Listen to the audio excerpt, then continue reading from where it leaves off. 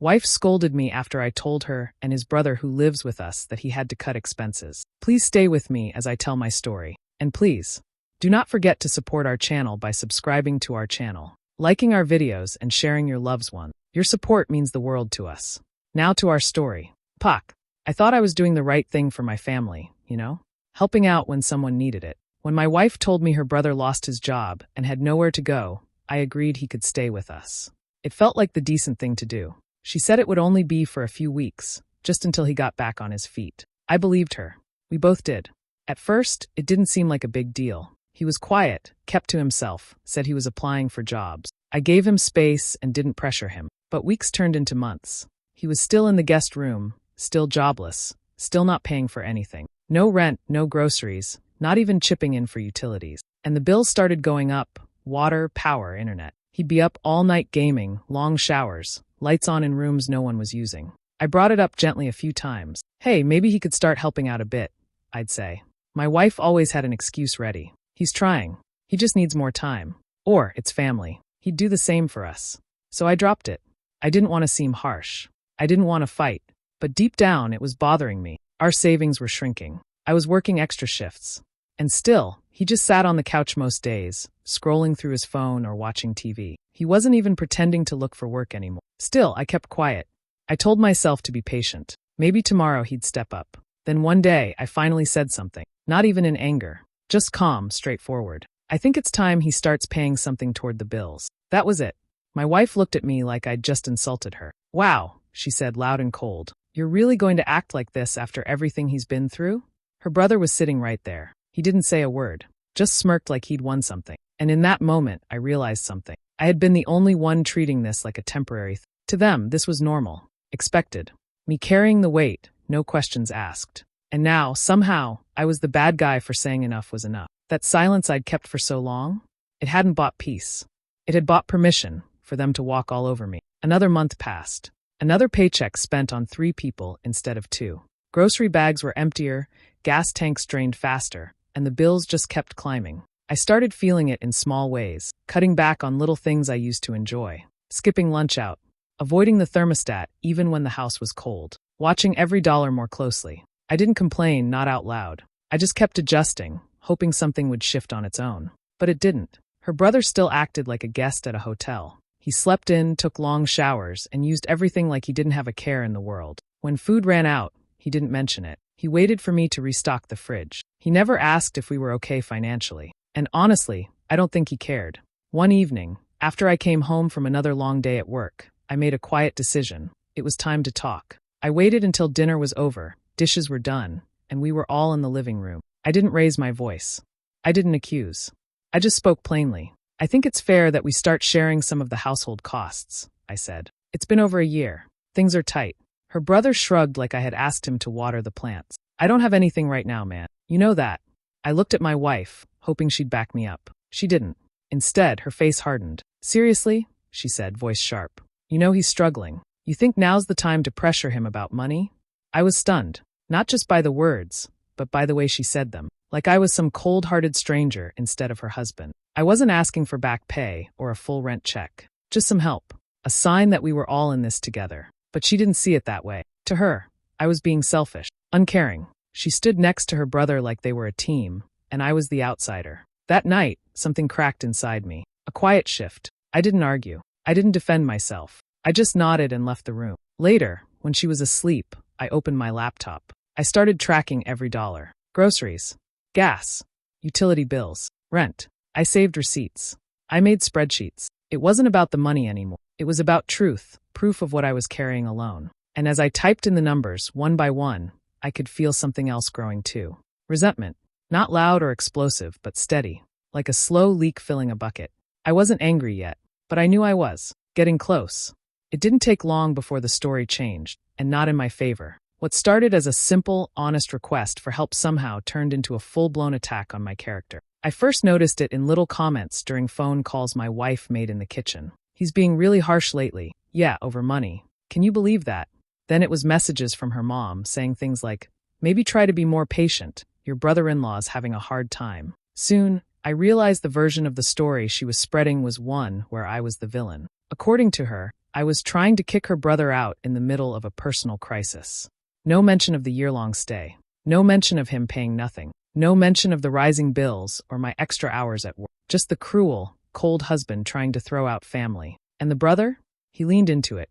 He started walking around with this pathetic air, like he was some victim of a heartless system. He'd sigh loudly when I walked into the room. He'd mutter, "Some people just don't get it," under his breath. And every time my wife saw it, she'd shoot me a look, like I was the problem, not the situation. I tried bringing it up again, this time just to my wife in private. I told her how the story being told wasn't fair, how it was painting me as something I wasn't. But she just said, "Well, maybe if you acted with a little more kindness, people wouldn't think that." Just like that, she made me the author of the lie she'd written. I started feeling like a stranger in my own home. I'd come home and find them watching TV together, laughing like nothing was wrong. I'd walk into a room, and the conversation would stop. They had inside jokes now, private routines. It was like I'd been moved to the edge of my own life. And every time I tried to speak up, I was put in a double bind. If I said something, I was starting drama. If I stayed quiet, I was withdrawing or being distant. There was no winning, no middle ground. Everything I did was wrong. Every silence was interpreted as judgment. Every word was turned into an attack. I began to dread coming home. I used to find peace in my own space, but now it felt like a trap. A place where I wasn't heard, wasn't seen, and definitely wasn't respected. I wasn't living, I was surviving. And every day, the walls felt closer. It happened by accident. I wasn't snooping, just paying bills like I always do.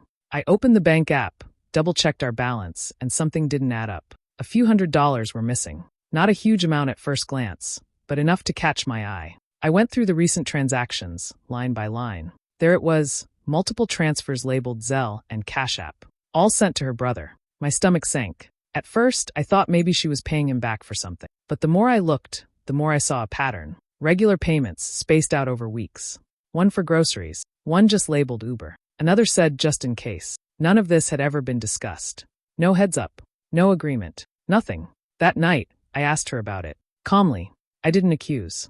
I just asked, "Hey, I noticed some transfers going to your brother. What's going on?" She didn't even look guilty. Just shrugged and said, "He needed help." I blinked. "Without telling me?" She rolled her eyes. "It's not a big deal. He's family. You know I'd do the same for anyone." I tried to stay composed, but something in me cracked. "You took money from our account without talking to me. That is a big deal." She crossed her arms. "You make more than both of us combined. What's a couple $100s? I thought we were supposed to share." Those words hit harder than I expected. Not just the money, but the way she brushed it off like it didn't matter. Like my effort, my stress, my hours at work. None of it counted. I wasn't upset because I wanted control. I was upset because she broke trust. That account wasn't just numbers. It was our future, our plans, our stability. And she made decisions behind my back, like my voice didn't matter. It wasn't about generosity. It was about loyalty, about respect. I didn't yell. I didn't threaten. I just went quiet. Because in that moment, I realized something deeper than the money had been taken from me. She didn't just cross a line, she erased it. I lay in bed that night staring at the ceiling, the words, "You make more," echoing in my head. Like that made it okay. Like being the one who carried more meant I had no right to ask for fairness. That was the night I stopped feeling like a partner and started feeling like a wallet. I didn't argue anymore. Words hadn't gotten me anywhere, and every time I spoke up, I became the villain. So I stopped explaining and started changing things, quietly. The first thing I did was open a separate savings account, one she didn't know about. I began moving a portion of each paycheck into it, just a little at a time. Not enough to raise suspicion, but enough to give me a sense of control again. Next, I adjusted our grocery split. I used to cover most of it, but now I only bought my own food. I'd grab basics, rice, eggs, fruit, but nothing extra. If the fridge looked half empty, I didn't say a word. I just let it stay that way. If her brother complained, I pointed at the list taped on the fridge. I only bought what I needed. Then I went through our subscriptions. Netflix, canceled. Hulu, gone. Spotify, downgraded to free. She noticed almost immediately. "Why is the TV not working?" she asked one. "Budget's tight," I said casual, flipping a page in the book I'd started reading. "Just cutting back where I can." She frowned but didn't say more. Her brother started noticing too. No more snacks in the pantry. No more rides on my gas card. He even asked once if I could grab him a few things on my way home. I just smiled and said, "Only had enough for my stuff this week." Their reactions were slow at first. Mild confusion, some annoyed glances. But after a couple of weeks, things shifted. My wife started snapping at small things, asking why I was being cold or passive-aggressive. I just smiled and said, "I'm not mad. just adjusting. She didn't know what to do with that. When I used to confront her directly, she could push back, blame, defend. But now, she had nothing to argue with. I wasn't yelling. I wasn't storming out. I was simply removing myself from the parts of the household I no longer felt part of. And the more I pulled away, the more unstable things got. She stopped laughing as much. Her brother looked uncomfortable when I walked into a room. The ease they once had started fading. I could feel the weight of my absence, even if I was still physically there. That's when she started shifting again. Not angry this time, but unsure. Her voice softened. "Is everything okay?" she asked one. I just looked at her and said, "Everything's fine." And maybe it was. For the first time in months, I was making choices for myself. Choices that no longer included them. It happened on a Saturday night. I came home from a short evening shift expecting a quiet house, maybe some leftovers in the fridge. Instead, I opened the door to loud music, empty beer cans, and strangers lounging on my couch. Her brother had decided to throw a party. No heads up, no message, nothing. People I didn't know were helping themselves to drinks from our fridge. Someone was smoking on the back patio. My favorite lamp, an old one my grandfather left me, was lying shattered on the floor beside the coffee table. No one looked concerned. Her brother saw me walk in and just gave a lazy wave from the kitchen like everything was normal. I didn't shout. I didn't even speak. I just stared for a moment, took out my phone, and snapped a photo of the living room, the mess, the broken lamp, the strangers. Then I walked to the bedroom, grabbed a few essentials, and quietly left again. I didn't even wait for the party to end. Later that night, I checked into a cheap hotel. I sat on the bed and opened my laptop, adding the photo to a folder titled Household Issues. It already had receipts, bank records, text logs, and a list of dates tied to every broken promise, every overstep, every ignored boundary. The next morning, I returned early. The house smelled like stale beer and sweat, cans still scattered on the counters. My wife was asleep. So was her brother, passed out on the couch.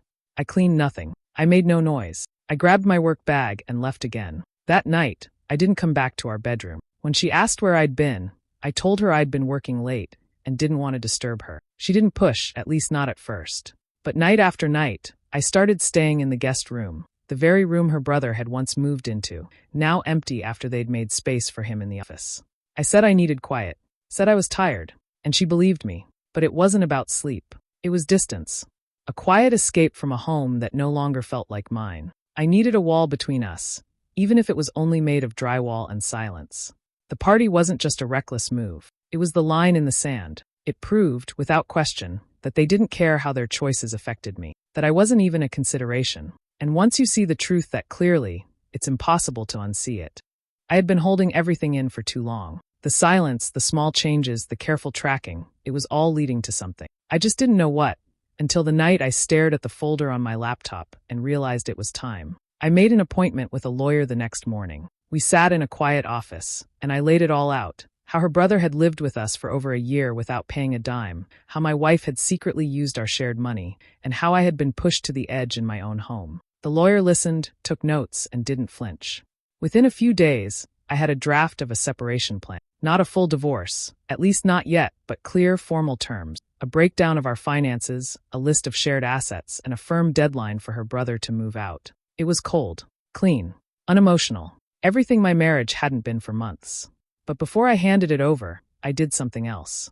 Late one night, after another silent dinner and another round of pretending everything was fine, I opened Reddit. I made a throwaway account and wrote my story, not to get legal advice, not even to vent, but to see if I was crazy, to find out if I was the one in the wrong. I posted under a subreddit about relationships, gave just enough details to keep it anonymous, and hit submit. Within hours, the replies poured in. "You're not the bad guy. She betrayed your trust. Kicking him out should have happened months ago. This is financial abuse." It was like someone had opened a window. Strangers from all over, people I'd never met, were telling me I wasn't alone, that I had every right to be hurt, that standing up for myself wasn't selfish. It was overdue. The post went viral. Thousands of upvotes, hundreds of comments, even a few people sharing similar stories. Some messaged me privately, offering support. Others said my post gave them the push to do what they'd been scared to do for years. I sat back and let the words wash over me. That night, for the first time in months, I didn't feel like I was drowning. I felt clear, steady, ready. The next morning, I printed the separation plan, placed it in an envelope, and set it on the kitchen table before leaving for work. No note, no warning, just the truth, stamped and signed, waiting to be read. It was time. She was already sitting at the kitchen table when I got home. The envelope was still there, unopened, but I could tell she'd seen it. Her face was tight, guarded. She didn't say anything as I walked in. I sat down across from her, set my keys on the table, and took a slow breath. "I'm not here to fight," I said. "I just need to say this clearly." I pulled out the papers and placed them in front of her. "These are the terms. Either your brother moves out by the end of the month, and we agree to counseling, or I file this as a legal separation." She stared at the documents like they were in another language. Then her expression cracked. "You're seriously doing this?" she snapped. "Over my brother?" "No," I said, keeping my voice steady. "I'm doing this because I've been treated like I don't matter. Because I've asked for respect, and all I've gotten is excuses." Her eyes welled up. "This isn't fair. He's family. He needed us." "I needed you," I said. "And you chose him every time." That's when her brother walked in. He looked down at the table, saw the papers, and laughed under his breath. "Man, you're really going this far? Wow. Over a few groceries and bills?" I looked at him without blinking. "You have 2 weeks to leave. After that, if you're still here, I'll have a legal notice served." He raised his hands. "Fine. Whatever." I was already planning to leave. Then he stormed off, slamming the door behind him. My wife sat frozen, holding the edge of the table like it was keeping her upright. Her tears came next, and then the question. Why now? Why so suddenly? But it wasn't sudden. It was built over months of being ignored, dismissed, and used. This was just the part where I finally stopped accepting it. She tried to shift the blame, tried to guilt me into softening. But I didn't budge. I didn't yell. I didn't explain myself again. I had done enough talking. Now, I was just following through. For the first time in a long time, the power wasn't in her hands. I wasn't asking. I was done negotiating with people who didn't care if I was breaking inside. Done being the only adult in a house full of excuses. She cried. He left. And I stayed calm. Because I wasn't losing something that day. I was getting something back. Myself. In the end, she chose him. She didn't say it out loud, but her actions made it clear. She never signed the separation term. Never asked her brother to leave. She just kept hoping I'd back down, like I always did. But I didn't. A week after the confrontation, I packed a suitcase, took the savings I had quietly built, and walked out the front door without a scene. No yelling, no last-minute argument, just quiet resolve. She watched me from the doorway, arms crossed, eyes full of something between guilt and anger. But she didn't stop me. I moved into a small one-bedroom apartment. Nothing fancy, but it was mine. No tension, no silence filled with judgment, just space to breathe. I slept better in that first week than I had in months. At first, her story didn't change. She told mutual friends I'd walked out on the family, that I was having a midlife crisis, that I was heartless. Some believed her. Some stayed quiet. But time has a way of revealing truth. It didn't take long before her brother's presence started wearing thin on everyone. Still unemployed, still not helping, still acting like the world owed him. Without me around, he had no one left to blame. And now everything fell on her: bills, stress, food, cleaning. All of it. She started calling people more often, venting about how hard things were. But now people listened differently. They remembered how long he'd lived with us. They started asking questions. And slowly, the picture she'd painted began to crack. A couple of her closest friends reached out to me. One even apologized for assuming the worst. Said they didn't know the full story. I didn't rub it in. I just thanked them and moved on. I had no interest in revenge. Just peace. Meanwhile, her social circle grew smaller. The sympathy faded. The support shifted. She was left with her brother, still jobless, still on the couch, still making excuses. And this time, she couldn't deflect or deny. The burden was hers now, fully. I didn't feel joy watching it unfold. Just relief. I had spent too long carrying other people's weight. Now I was carrying my own, and that was enough. I got a new routine, new furniture, new rhythm. Every day felt lighter, every night quieter. I didn't need to justify my peace anymore. She picked her side. And finally, so did I. It had been 6 months since I left. I'd settled into my new place, gotten used to the quiet, and built a life that felt steady. No more walking on eggshells, no more tension in my own home. Just peace. Then one evening, I saw her name on my phone screen. I stared at it for a long time before answering. Her voice was softer than I remembered. Hesitant. "Hey," she said. "I know it's been a while. I just wanted to say I'm sorry." I didn't say much at first. Just let her talk. She told me her brother had finally moved out. Said he got into some trouble with a friend and burned a few bridges. Now he was couch hopping, still blaming everyone else.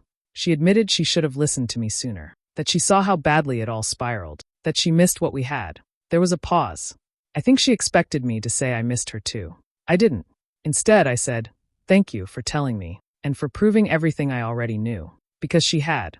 Every doubt I once silenced, Every time I told myself I was overreacting, she had confirmed all of it through her actions. And now, months later, she was finally seeing the pieces that had fallen apart. I wasn't angry. I wasn't cold. I had moved past that. But I also wasn't interested in going back. That chapter was over. I told her I hoped things got better for her, that I meant no harm. But I wasn't the same man who begged to be heard. That man was gone. After the call, I sat down and opened that old Reddit post. Scrolled through the comments again. People were still sharing it, still telling their own stories. I decided to update it, not for sympathy, but to show others how things can change. I wrote that I was doing better now, that I found peace, even if it came with loss, that sometimes walking away is the most respectful thing you can do for yourself. And I reminded anyone reading that silence doesn't equal weakness, that setting boundaries doesn't make you cruel, that being the provider doesn't mean you stop being a person with needs. I told my story because someone out there is still in the middle of theirs, wondering if they're the problem. They're not. Sometimes choosing yourself is the only way to be free. And freedom, once found, isn't something you trade back.